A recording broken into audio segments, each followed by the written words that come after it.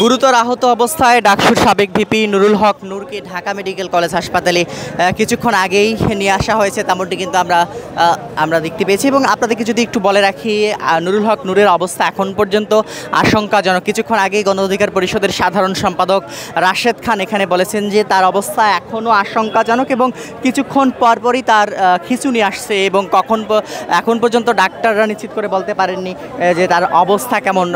নুরুল হক নূরের যে অবস্থা আশঙ্কাজনক সেটি নিশ্চিত করেছেন গণ অধিকার পরিষদের সাধারণ সম্পাদক রাশেদ খান, এবং তিনি বলেছেন যে তার অবস্থা কিন্তু আশঙ্কাজনক, কিছুক্ষণ পরপরই তার খিঁচুনি আসছে। এবং আপনাদেরকে যদি একটু বলে রাখি, তিনি আহত হওয়ার পর প্রথমে তাকে ইসলামী ব্যাংক সেন্ট্রাল হাসপাতালে ভর্তি করা হয়, কাকরাইলের ইসলামী ব্যাংক সেন্ট্রাল হাসপাতালে ভর্তি করা হয়, এবং সেখানে প্রাথমিক চিকিৎসা দেবার পর অবস্থা আশঙ্কাজনক হওয়ায় ঢাকা মেডিকেল কলেজ হাসপাতালে নিয়ে আসা হয়েছে, এবং ঢাকা মেডিকেল কলেজ হাসপাতালের আইসিইউতে তিনি এই মুহূর্তে রয়েছেন, তেমনটি কিন্তু আমরা জানতে পেরেছি। এবং তার এই আহতকে কেন্দ্র করে আমরা দেখেছি যে বিজয়নগরের রাতের দিকে ব্যাপক ধাওয়া পাল্টা ধাওয়ার ঘটনা ঘটে। গণ অধিকার পরিষদ এবং আইন শৃঙ্খলা রক্ষাকারী বাহিনীর সদস্যদের মধ্যে ব্যাপক সংঘর্ষের ঘটনা ঘটে, এবং এক পর্যায়ে গণ অধিকার পরিষদের সভাপতি নুরুল হক নূর তিনি কিন্তু আহত হন, তেমনটি কিন্তু আমরা দেখি। তবে এই মুহূর্তে যে পরিস্থিতি আমরা দেখাচ্ছিলাম, আহত অবস্থায় ঢাকা মেডিকেল কলেজ হাসপাতালে তাকে নিয়ে আসা হয়েছে, এবং এখান থেকে এখানে তাকে চিকিৎসা দেওয়া হচ্ছে, তেমনটি কিন্তু আমরা দেখেছি। এবং কিছুক্ষণ আগেই প্রধান উপদেষ্টার প্রেস সচিব তিনি কিন্তু এখানে এসেছিলেন, এবং আমরা দেখেছি এখানে আইন উপদেষ্টা আসিফ নজরুল তিনি কিন্তু এসেছেন, এবং তাকে আমরা দেখেছি যে ভুয়া স্লোগান দিয়ে এখানে গণ অধিকার পরিষদের নেতাকর্মীরা বলা যায় যে তাকে এক প্রকার অবরুদ্ধ করে রেখেছেন, এখান থেকে বের হতে দিচ্ছেন না, তেমনটি কিন্তু আমরা দেখতে পাচ্ছি। সব মিলিয়ে যে পরিস্থিতি এখানে আমরা দেখতে পাচ্ছি, এখন পর্যন্ত এখানে গণ অধিকার পরিষদের নেতাকর্মীরা এখানে এসেছেন, এবং অনেককে এখানে নিয়ে আসা হচ্ছে, যারা আহত হয়েছেন বিভিন্ন জায়গায় তাদেরকে এখানে কিন্তু নিয়ে আসা হচ্ছে, তেমনটি কিন্তু আমরা দেখতে পাচ্ছি। একটু দেখি ভাই,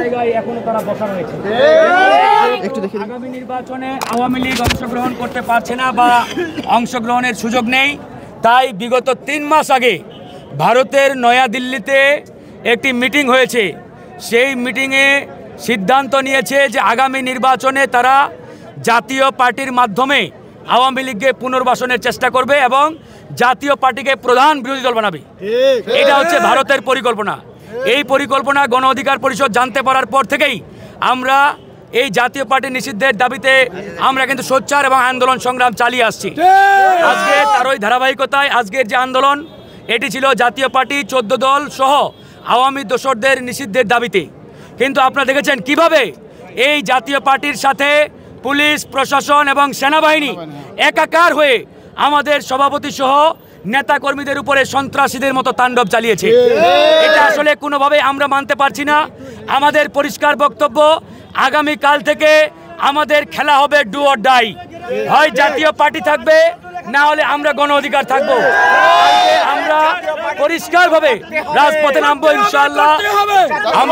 আমরা স্পষ্ট করে বলছি, কালকে থেকে আমাদের লড়াইটা হবে চূড়ান্ত লড়াই।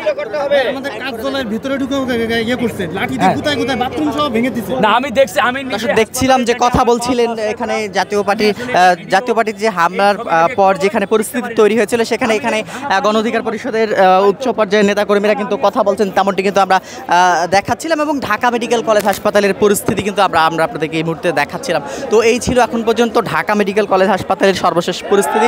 আমরা পরবর্তীতে আবারও আপনাদের সঙ্গে যুক্ত হব।